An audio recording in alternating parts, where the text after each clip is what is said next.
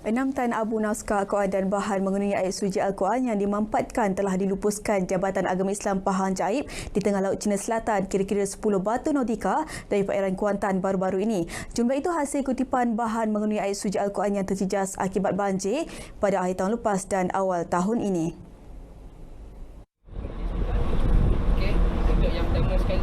Timbalan Pengarah Jaib, Datuk Zakaria Mohammed berkata, kutipan tertinggi melibatkan kawasan di daerah Bentong, Temeloh dan Maran. Bagi menampung jumlah pelupusan tersebut, 2 pusat pelupusan khas digunakan iaitu di Pejabat Agama Islam Daerah Pekan dan di Kampung Temenjerantut. Pihaknya juga sedang berusaha menempatkan insinerator atau tempat pembakaran khas di setiap Pejabat Agama Islam daerah bagi memenuhi keperluan pemprosesan bahan berkenaan. Dan kita juga berusaha untuk besok akan datang kalau boleh setiap daerah ada tempat pembakaran itu. Jadi kita sedang sekarang ni tengah berusaha lah. Dia apa nama tempat bakar tu? Relau. Relau. Dia perlukan dibuat orang-orang yang pakar, tapi yang pakar setakat ni kita tengok yang pegawai daripada Temen tu lah. Dalam pada itu, proses pelupusan mengikut tata cara pelupusan yang ditetapkan Jaib itu turut mendapat kerjasama Tentera Laut Diraja Malaysia TLDM. Ketulan bongkah tersebut dibawa dengan menaiki kapal KD Sri Indra Sakti yang berpangkalan di TLDM Lumut Perak ke pangkalan TLDM Tanjung Gelang, Kuantan. Untuk melancarkan program pelupusan abu ni, dan cara yang dipilih itu ialah untuk melupuskan di laut.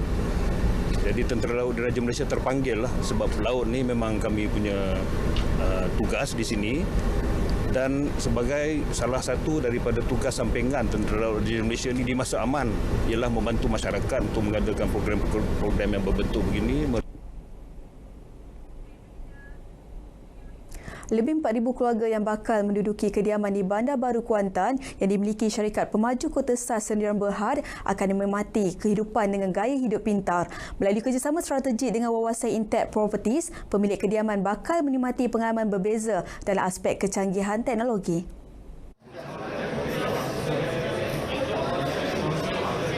Pengarah Kota Sas Datuk Syarul Nizam Abdul Aziz berkata, Kota Sas merupakan pemaju perumahan pertama di negara ini yang menyediakan pakej lengkap yang mempunyai ciri-ciri keselamatan.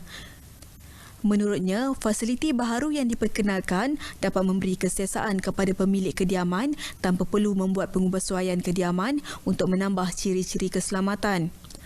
Sistem baharu itu turut menyediakan kamera litar tertutup, sistem siren keselamatan, pagar automatik dan kemudahan internet tanpa wayar berkelajuan tinggi. Setiap unit juga mempunyai sistem kawalan jauh yang disambung terus ke telefon pintar pemilik untuk mengawal penggunaan elektrik. We want to make sure that security is well taken care of. We want to give all our home purchasers and existing residents of Kota Sas a peace of mind that they can access their home and ensure the security of their loved ones at the press of a button. Beliau ditemui pemberita pada majlis menandatangani memorandum persefahaman antara Kota Sas, Wawasan Intech dan Go Smart Lifestyle di Kuantan, Pahang. Pembangunan baharu Bandar Kuantan yang berkeluasan 2,100 ekar itu akan dilengkapi dengan infrastruktur lengkap kediaman pintar. Melalui sistem pintar itu, pemilik kediaman tidak perlu bimbang jika terlupa menutup suis elektrik kerana mesej pemberitahuan akan dihantar terus ke telefon pintar. Sementara itu, Pengarah Urusan Wawasan Intech, Datuk Eng Chun Cheng memaklumkan projek pembinaan rumah menggunakan teknologi sistem binaan industri IBS di kawasan Kota Sas mengambil masa antara 9 hingga 12 bulan untuk disiapkan. Sistem IBS bukan sahaja mempercepatkan proses pembinaan, malah memberi peluang kepada pemilik menduduki kediaman mereka mengikut tempoh dirancang. Ia juga menawarkan konsep semula jadi, mengurangkan kebergantungan kepada pekerja asing selain menjimatkan kos pembiayaan pinjaman rumah tanpa faedah. Selain itu, Kota Sas menempatkan pusat pentadbiran kerajaan Pahang yang baharu dan stesen persinggahan rangkaian rel Pantai Timur ECRL. So, over here, I need to present the system. Universiti Malaysia Pahang UMP menandatangani memorandum persefahaman MOU bersama Alliance Steel Sdn Bhd ASSB bagi mewujudkan jalinan akademik dan penyelidikan dengan pelabur pertama Taman Perindustrian Malaysia China Kuantan MCKIP itu. Menerusi kerjasama berkenaan, Confucius Institute SCI UMP dibangunkan bagi meningkatkan komunikasi bahasa dan budaya antara kaki tangan Malaysia dengan China.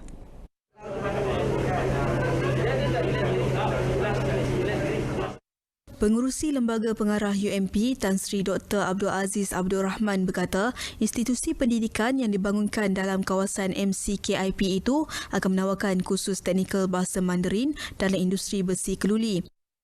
Institusi pengajian itu turut melibatkan tenaga pengajar dari UMP dan Hebei University China. Alliance Steel Malaysia Sdn Bhd telah pun bermurah hati mewujudkan the seat of learning, center of learning dari segi bahasa Mandarin untuk memberikan pengajaran kepada mereka di sini. Dan itulah ulasan saya atas perjumpaan. Saya merasakan ianya berjaya dan akan memetakan satu perancangan masa depan yang lebih baik antara UMP dengan Institute of Learning ataupun pusat-pusat pengajian di China itu sendiri. Tambahnya, kerjasama itu turut melibatkan bidang pengajaran dan pembelajaran, latihan kemahiran pekerja, latihan industri dan penyelidikan bersama. Menerusi institusi itu, 5,000 kaki tangan tempatan akan dilatih dalam tempoh 5 tahun akan datang.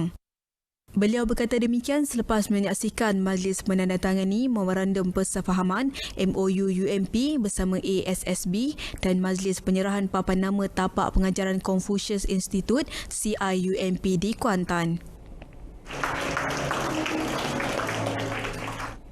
Bingkisan itu tadi mengakhiri paparan dari Pahang untuk hari ini. Kembali bersama Alif untuk berita seterusnya.